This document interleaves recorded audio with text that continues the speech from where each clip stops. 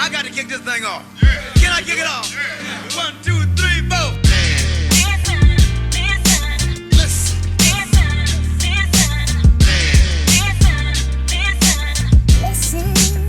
Ladies and gentlemen, listen.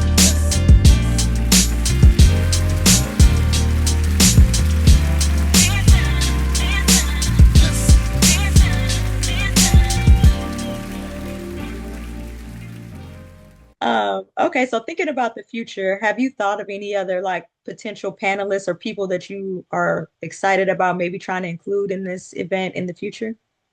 Well, the event right now is only half a day. Mm, Like I said, it's the inaugural event. I definitely would like to, because I think it's a holistic thing, right? You have to address all of the things that plague us as Black men. So yes, we talk about mental health. Yes, we talk about our physical health. Still in the works of trying to get a Black health professional to come through. That may happen, may not, right? hmm But our mental health, our financial health, because a lot of the frustration and stress that we have, so hmm a lot of times it comes from money. It comes from the wealth gap that we talked about, right?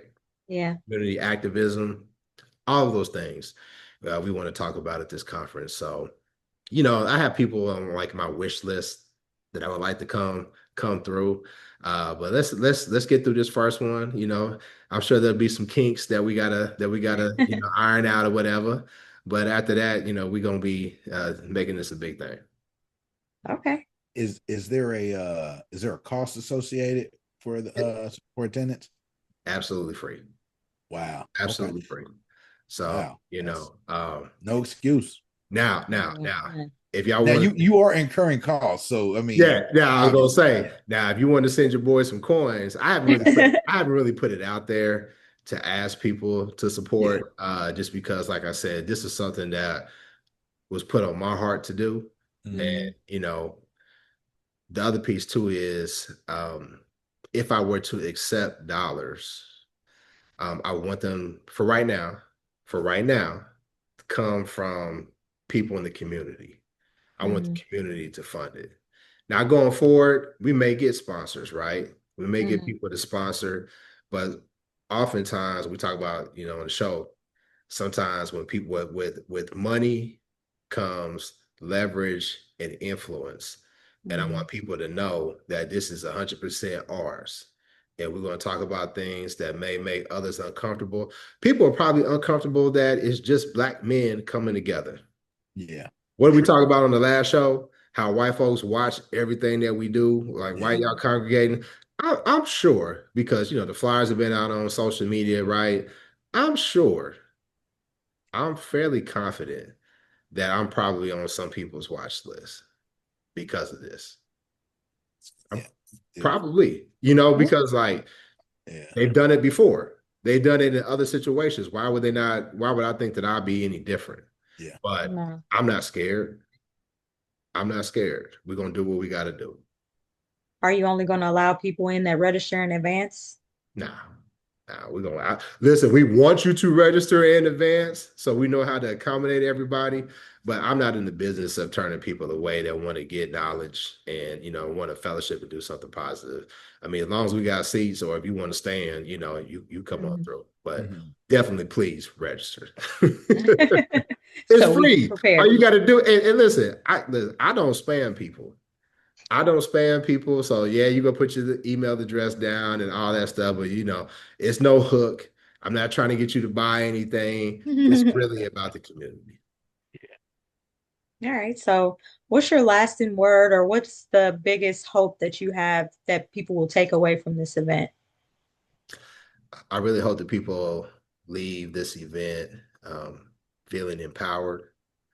I hope that they feel encouraged because I look at my people and I think a lot of us are starting to lose hope, and we got to fight. We don't have, we're not in a place where we can just say, you know what, we're not going to do anything and we're just going to take the punches and roll with them and whatever happens, happens. No, We got to organize and we got to fight. And it's my hope that people would leave with that spirit. And when I go back on in my travels and do what I got to do, that they are a force multiplier and that they're doing the things that we talked about on their own. So when we come back, I don't have to go and look for a national speaker.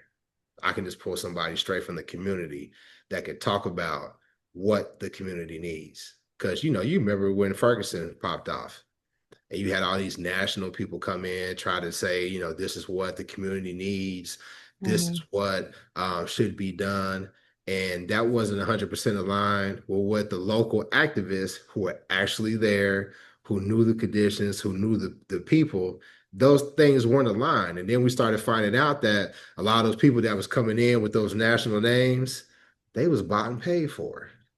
Yep. They was bought and paid for, right? They was more than likely, allegedly, sent in to redirect the energy, right, to Mm. different places. Whereas the people who were locally there, they knew what to do. And unfortunately, a lot of people that were there locally that was on the front lines, they're not here with us no more. And I don't think that's a coincidence. Definitely not. Infiltrate and sabotage. That's their MO. Mm-hmm. Yep. Yep. Oh, we gonna march. Okay, I'm leading the march, but we're gonna lead y'all down to Clayton, where all the buildings are brick and y'all are boxed in, and come on now. Listen, yeah. Yeah. So, anything else you want the people to know? Not really a question, man. Just a tip of the cap, man. For this is a huge undertaking, man, and it is something that's definitely needed, not only in Topeka but in other places as well. And I hope it's already a success, just even getting to this point. But I hope it branches out, like you said, and is able to be something that's not just an inaugural, but an annual, and then moreover in other cities and everything like that, man. It's huge, man. Huge. I'm gonna call Yeah, it first definitely. annual. I don't care what y'all say. Just petty. No, because I was thinking about that the other day too, because most people know I'm from Illinois. I'm from East Saint, and sometimes when I'm donating and doing things and volunteering, I do it in Missouri because that's where I live. And then sometimes I'm like, I need to be going across that bridge and giving back to my community because it's not, I mean, it's not that I can't give to both communities, but I just want to make sure that I'm including where my roots are in my give back portion of life. But it's so far. But, I mean, but here's the deal. There, we're all in touch through technology now, mhm. right? I could donate to the church I grew up in and not even attend the service. Or I could watch the service on my laptop, donate, and never walk into the building if I don't want to. Mhm. And so if you want to support, holler at me. We'll, you can donate. You can donate to. We'll put in the description how you could donate. Yeah. But yeah, I just think it's important, man. So I'll say this. For the longest, I had a real love-hate relationship with my hometown. I did. Uh, because, one thing that white supremacy does is it makes you think that the phrase white supremacy actually is true, that they are, better than us, right? And we all come from the Midwest. And I don't want to piss my people from the South off though, but I'll just say this: in the Midwest, we never, back down from challenges from white supremacy or from white folks, right? But there were some of us who fell victim to that mindset, that crab in the barrel mindset that some communities have. And it's because of that, man. I had a real love-hate relationship with my hometown. For a while there, I was like, man, I ain't never going back. You ever talk to somebody that's from like a small town, and they be like, Mhm. as soon as I turned 16, I got me a bus ticket and I never went back, Yeah. right? That ain't my We story, man. I got family members there. I'm back there twice a year to see my people. Yeah. But that commitment and this sense of obligation that I have right now just wasn't there. So I'm trying to make up for that because the standard that was set by my family, meaning my mother, my father, my aunts and uncles, and people in the community, they all came from Topeka. So this is my chance to honor them and to honor their legacy.